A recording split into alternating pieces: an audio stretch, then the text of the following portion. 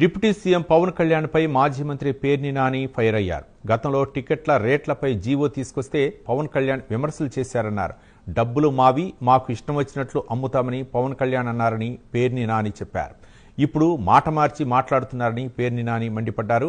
ఇప్పుడు ఆ సమస్య నిర్మాతలు, ఎగ్జిబిటర్లది, మధ్యలో మీకేంటని ప్రశ్నించారు. మీకు ఇబ్బంది అయితే సినిమా వాయిదా వేసుకోవాలని పేర్ని నాని అన్నారు.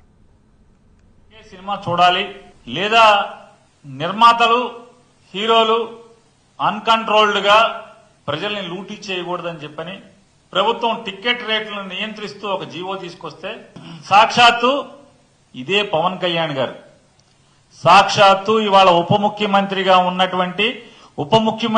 ఉండి ప్రజల కోసం ఉద్యోగం చేయకుండా సినిమా షూటింగులు చేసుకుంటూ కాలం వెళ్లదీస్తున్నటువంటి ఇదే పవన్ కళ్యాణ్ గారు ఆ రోజు జగన్మోహన్ రెడ్డి గారి ప్రభుత్వాన్ని నోటికొచ్చినట్టుగా మీరెవరు, అసలు నువ్వెవరు, డబ్బులు మాయి, మా డబ్బులతో మేం సినిమా తీసి మా ఇష్టం వచ్చినట్టు జనాలకు చూపించి మా ఇష్టం వచ్చిన రేటుకి మేము టికెట్ అమ్ముతాం, నువ్వెవడవి అని చెప్పి ఆ రోజు కారు కూతలు కూసినటువంటి పవన్ కళ్యాణ్ గారి పార్టీ తరపున గెలిచి పవన్ కళ్యాణ్ గారి సినిమా ఫీల్డ్ ని ఉద్ధరిస్తారని ఆ శాఖ ఆ పార్టీకి తీసుకుని దాని తరపున పనిచేసేటువంటి రాష్ట్ర మంత్రి పవన్ కళ్యాణ్ గారి సినిమా రిలీజ్ కి థియేటర్ యాజమాన్యాలు సమ్మె ప్రకటించినాయి.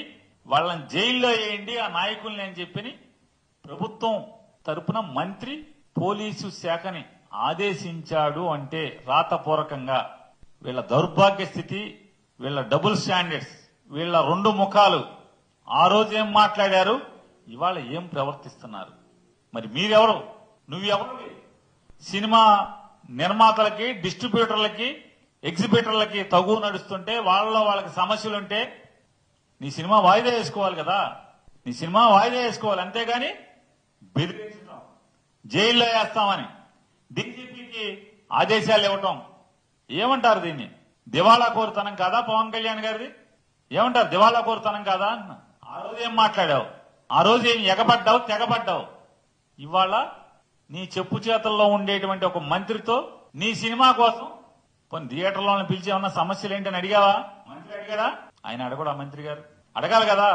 కొన్ని సినిమా వాళ్ళని పిలిచి ఏంటి సమస్య ఏంటి అని అడగాలి కదా. అయ్యేం అడగరు, జైల్లో వేస్తాం మీరు గనక సినిమా ఆపితే.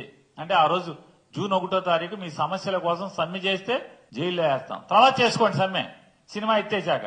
ఇదో ప్లాపు సినిమా, రాబోయే ప్లాప్ సినిమాకి ఏదో అన్న సామెతగా ఉంది, తక్కువ రేట్లకే సినిమా చూడాలి.